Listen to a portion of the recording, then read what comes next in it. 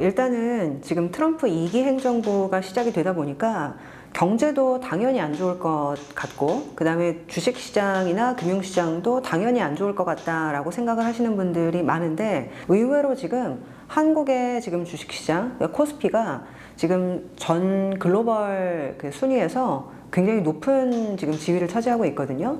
올해 S&P 500의 수익률이 아마 YTD, 그러니까 연초부터의 지금 누적 수익률이 한 3% 중반 정도 될 겁니다. 지금 2월 한 중순 기준으로.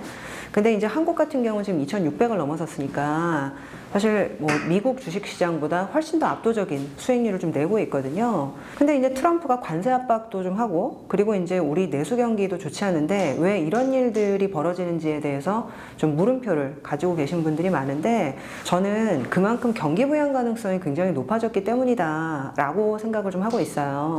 그러니까 예를 들면 이제 한국만 경기 부양해서는 사실 좀 힘든데, 최근 보면 중국 주식 시장이 올해 상당히 선전을 하고 있거든요.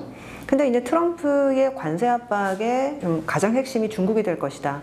그리고 이제 트럼프가 중국을 정조준하고 있다. 그런 얘기가 나오고 있음에도 불구하고 중국 같은 경우는 이미 한 작년 8월부터 9월부터 트럼프 지지율이 올라가기 시작을 하니까, 아, 2기 행정부는 트럼프 중심으로 될 가능성이 높겠다. 그 당시 이제 해리스가 될 것이다라는 얘기들이 많았지만은 결국에는 트럼프를 준비해야 된다라고 생각을 하고 9월부터 굉장히 강한 경기 부양을 좀 해왔거든요. 그러다 보니까 이게 이제 모르고 당할 때와 알고 대비할 때는 그 결과물이 좀 틀릴 수밖에 없는데, 사실 지금 딥시크라는 뭐 이슈들도 그렇지만은 중국의 부동산 거래량이 좀 회복되고 있다는 얘기도 좀 나오고 있고, 그리고 이제 중국의 경기가 3월 달에 보통 전인대라고 1년의 모든 정책을 결정하는 회의를 항상 하거든요. 근데 여기에서 대대적인 경기 부양책이 나올 거라는 얘기가 상당히 좀 있어요.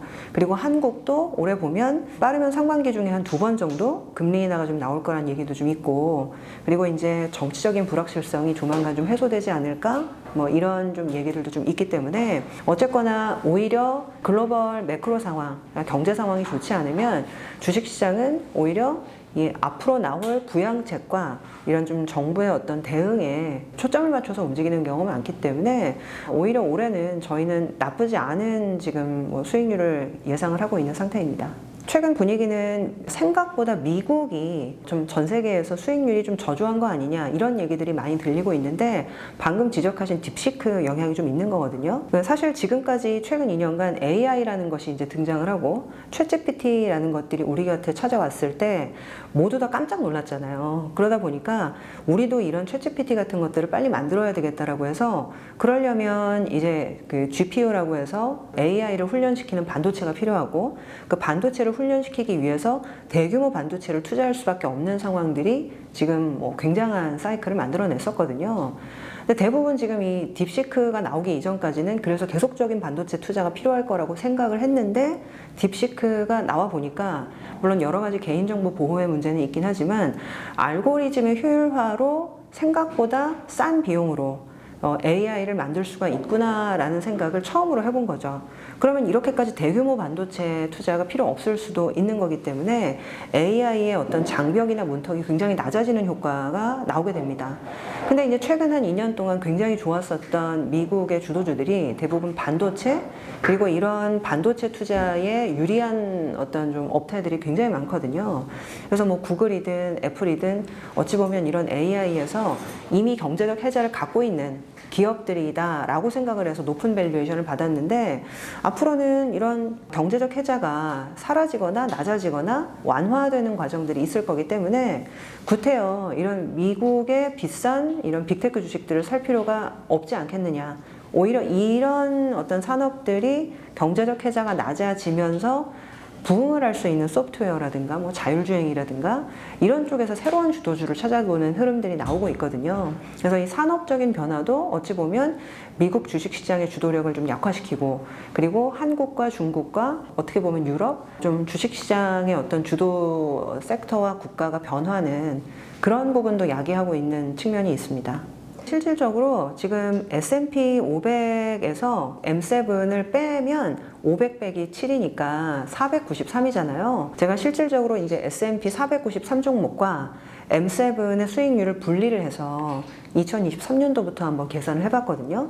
근데 보니까 M7을 뺀 493 종목은 최근 2년 동안 한 28% 정도 올랐더라고요. 뭐 절대 적은 건 아니죠. 28%도 뭐 상당히 좋은 수익률인데 놀랍게도 이 M7은 최근 2년간 158% 정도 올랐더라고요. 그러니까 실질적으로는 지금 우리가 지금 봤었던 이 미국 주식시장의 압도적인 수익률은 대부분 이 M7이라고 하는 이 기술주에서 나온 것들이 굉장히 컸기 때문에 만약에라도 이 기술주의 주도력이 약화되거나 좀 조정이 나오게 되면 전체 미국 주식시장의 수익률에 영향을 줄 수밖에 없다라고 생각을 좀 하는 거죠. 그래서 어찌 보면 주식의 관점에서 보게 되면 그동안에는 미국 주식 시장에만 좀 포커싱을 맞추고 집중하는 것이 올바른 전략이었다면 올해는 여타 섹터 내지는 여타 국가로 분산을 하는 것이 굉장히 중요한 그런 좀 시점이라고 생각을 하고 있습니다. 한국은 사실은 좀 지수로 보기보다는 업종과 산업으로 봐야 된다라고 생각을 하고 있는데 한국은 보통 이제 지수로 보려면 보통은 반도체가 좋거나 내지는 자동차가 좋거나 이렇게 이제 좀 그 대형주들이 움직일 때 보통 한국의 지수가 좋은 경우가 많은데 지금 보면 사실은 반도체 투자 쪽의 사이클보다는 지금 트럼프 2기 행정부에서 이제 집중을 하고 있는 게 이제 방산 조선 쪽이고 그리고 지금 보면 대부분 바이오나 이런 것들은 굉장히 좀 오래 쉬었는데 이제야 이제 좋아지기 시작하는 좀 대형 지금 회사들이 좀 있거든요. 그러다 보니까 지수와는 조금 다르게 움직이는 업종들에서 기회 요인이 좀 있습니다. 그래서 한국은 좀 지수보다는 좀 산업 위주로 보시는 것이 지금은 맞을 것 같습니다. 만났을 때 대부분 많이 다르신데 올해의 공통점은 의외로 원화 강세를 생각을 많이 하시는 것 같아요. 이게 이제 포트폴리오를 뭐 채권은 5, 뭐 주식은 3, 뭐 내지는 대체는 2 이렇게 나눈다라는 거는 사실 좀 모델적인 어떤 관점이고요. 그런 분들은 이게 어떻게 보면 굉장히 경험이 많으시잖아요. 나이가 많으신 분들도 많고 그러다 보니까 역발상 투자의 기회가 올해 있을 것인가 이런 관점에서 항상 연초에 생각을 하시는 것 같더라고요. 그래서 어찌 보면 작년 한 해 굉장히 좋았던 거는 피하는 경향이 있고요.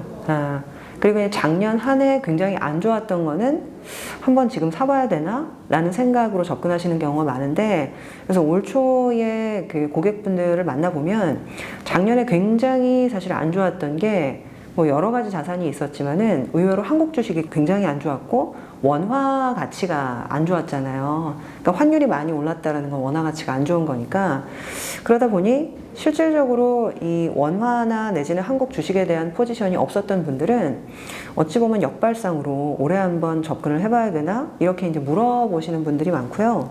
사실 중국 같은 경우에도 그런 관점에서 저희가 많이 권고는 좀 드리는데 중국에 대해서는 좀 반반인 것 같아요.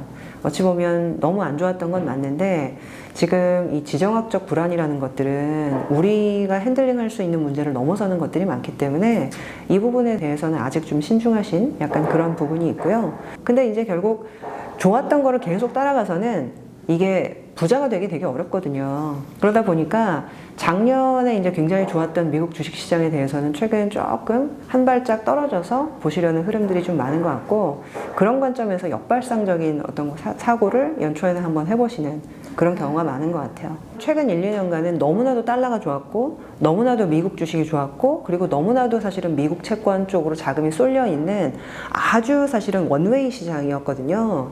근데 이 원웨이 시장을 따라가는 게 옳을 거냐라고 생각을 해보니 최근 2년간 너무 쏠렸거든요.